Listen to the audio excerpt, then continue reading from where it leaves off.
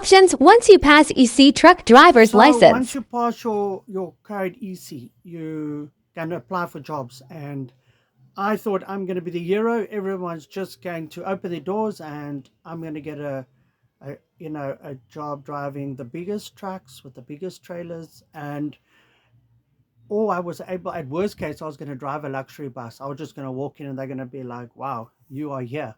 But actually, it turns out it's not like that. So it is a major achievement to pass the K53 test. Obviously, there's more to learn, um, you know, but those things we learn on the job as well. You don't have to do a learnership. We can learn on the job. So, like most jobs, people learn on the job. The only thing is, as you know, with driving those big trucks, there is safety, uh, you know, that is more of a concern, that if you're sitting in an office just working on a computer, there's the asset, the truck and the trailer is worth plenty money. So I can see where they're coming from with this, but yeah, when we've passed, we are like on an A game, and it's like we need to hit the game, we need to hit the job, right? We need to drive. But now, if you didn't do a learnership where they take you through the whole process, and if you didn't work as an assistant on a truck and become slowly work your way to become a truck driver that way, where the company paid for this and the learnership the company paid. Let's say you've now gone a route where you did privately, you went to driving school, even if it took a year like it took for me, and you and your sponsors or your parents or somebody paid. But now you go look for work, and they say no, you need between 2 and 5 years experience, depending on that company's policies and insurance requirements. The best case you find is that they say minimum 2 years experience. Okay, and your license, and here's the other thing: your license, they say, irrespective of experience, must at least be between 2 and 5 years old. But ideally, you also need experience. But how do you get experience if nobody will give you a job? It's like, and everyone in the industry will just, I mean, the people that's going to say no is themselves probably not even truck drivers, you see. And people just don't, I don't think they really care. I don't think they really care. It's just, that's kind of your problem. You got to figure that out, right? So you can keep applying for jobs until you, and only take a code EC job, big truck and trailer, or a big bus and trailer, or a big bus. Or you can, if you're probably going to want the income. So what you can do is you can apply for a smaller truck, code EC1 and code C1. And you can even drive code C trucks.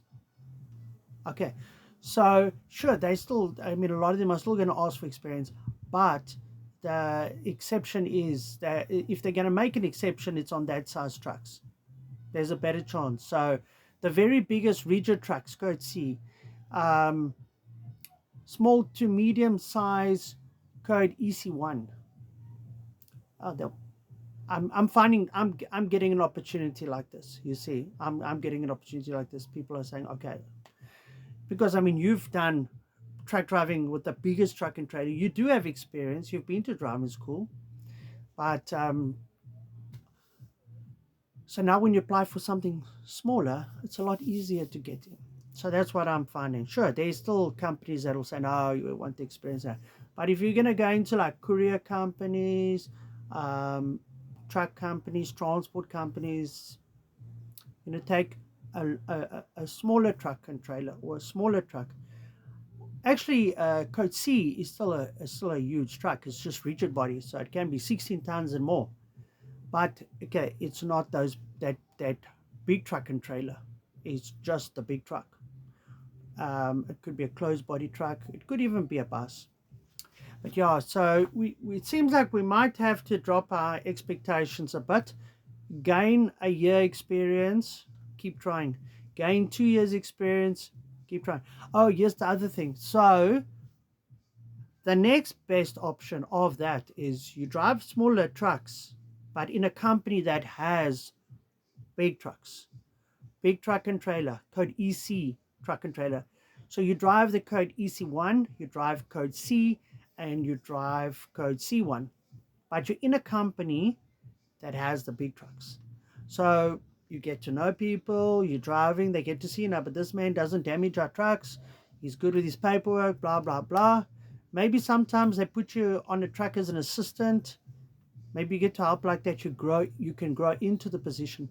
So that's actually the next best. That is actually, if you don't get straight into a big truck, get into a company that's got smaller trucks and the big trucks.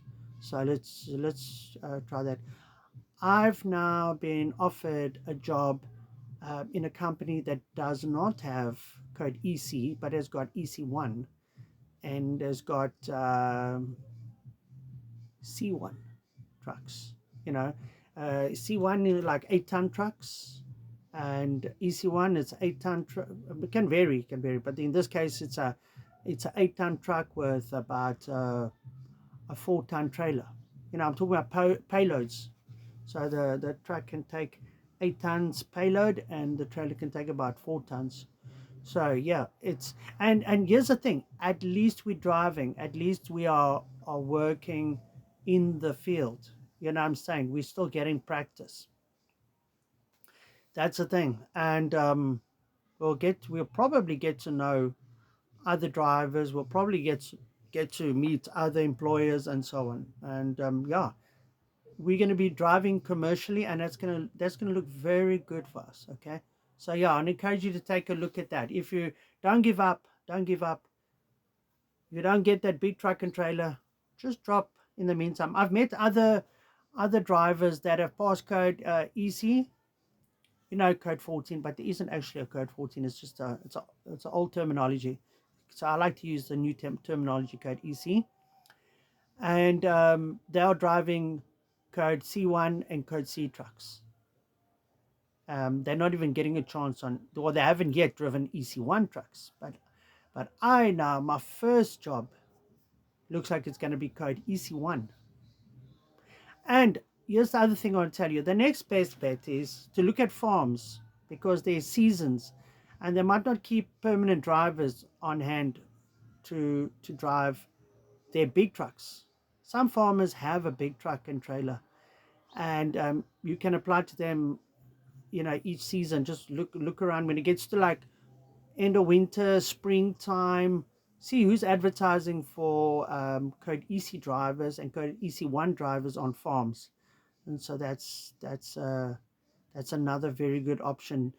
Whereas they're willing to coach you a bit and start you on smaller loads and build you up, or put you or go with you for first few deliveries, show you where the retarder brake is, how to use it, how to use the Jake brake, how to use the exhaust brakes, whatever. But you know how to drive a truck otherwise. Um, just get some practice on hooking and unhooking a trailer and so on, hooking your lines up. Your So yeah, that's the best advice I'm coming up across at the moment. So don't give up on your dreams. Start working, start earning money, and have hope for the future, and look for those opportunities to the next step up. It'll be another step up. But you got the license. We don't dispute that and doubt that. So good luck, guys.